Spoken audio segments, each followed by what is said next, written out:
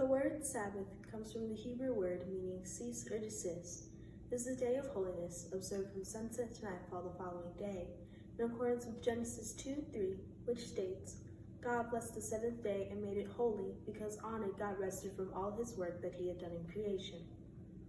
Webster's 1828 dictionary defines Sabbath as the day in which God appointed to be observed by the Jews as a day of rest from all secular labor or employments. To set a biblical example of honoring the Sabbath, we should examine the scriptures, pray, and look to people like S. Stewart, Kathy, and Desmond T. Doss, who upheld God's expectations of the Sabbath. Saturday's Sabbath tradition changed in 321 AD when Roman Emperor Constantine declared that the day of rest in Rome would be on the day of the sun, meaning Sunday. From then on, many Christians no longer rested on Saturday as they had previously. In Colossians 2:16-17, we are told to not worry about what foods we eat or which day we call holy.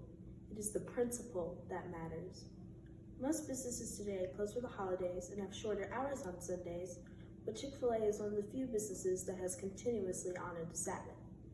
S. Stewart, Kathy, the founder of the Chick-fil-A restaurant chain, was one of the most successful Christians of our time. He eventually expanded to over 1,000 restaurants.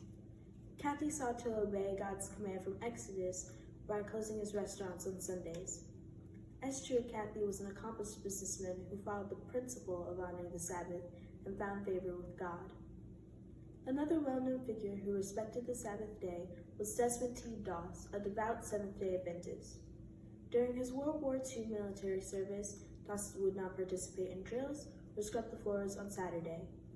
Doss's fellow soldiers mocked him for his faith, but Doss stood firm. At the height of a particularly brutal battle, Doss single-handedly rescued 75 men from the battlefield. For his bravery, he was awarded the Congressional Medal of Honor. Doss demonstrated the cost and reward of honoring Christ. The very men who ridiculed him came to respect and honor him greatly. Many refuse to accept Christ because they find his commands inconvenient, yet the rewards of Christianity far outweigh what we may suffer because of it. Desmond T. Doss was a faithful Christian, serving the Lord in all that he did. In preparation for this speech, I honored the Sabbath for the first weekend of February. I felt closer to the Lord as I prayed and read the Bible. Afterward, however, I still had unanswered questions from my previous research. For example, I knew I was to see Saul work, but what else was I to do? Bruce A. Ray gives us the answer in his book, Celebrating the Sabbath. To keep the Sabbath as our Lord wants us to, we must keep it holily, keep it happily, keep it honestly, and keep it humbly.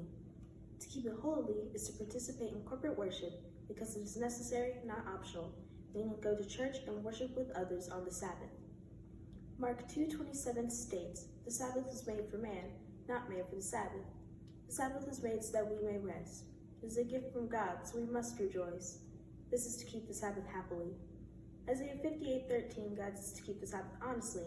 It states, honor the Sabbath by not going your own way and not doing as you please or speaking idle words. To honor the Sabbath humbly, we must do whatever is true, whatever is noble, whatever is right, whatever is pure, whatever is lovely, whatever is admirable, and anything excellent or praiseworthy. We often see the Sabbath as intruding on our time to shop, work, and play. We cut the Sabbath short if we celebrate it at all. Like the tithe, however, what seems like a shortage or loss is actually gain. When we honor God's commandments, we are always blessed.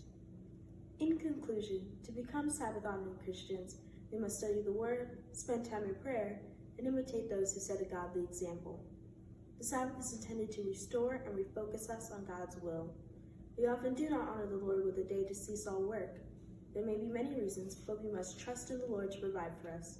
To trust and honor God is to obey his commands, including those we find inconvenient.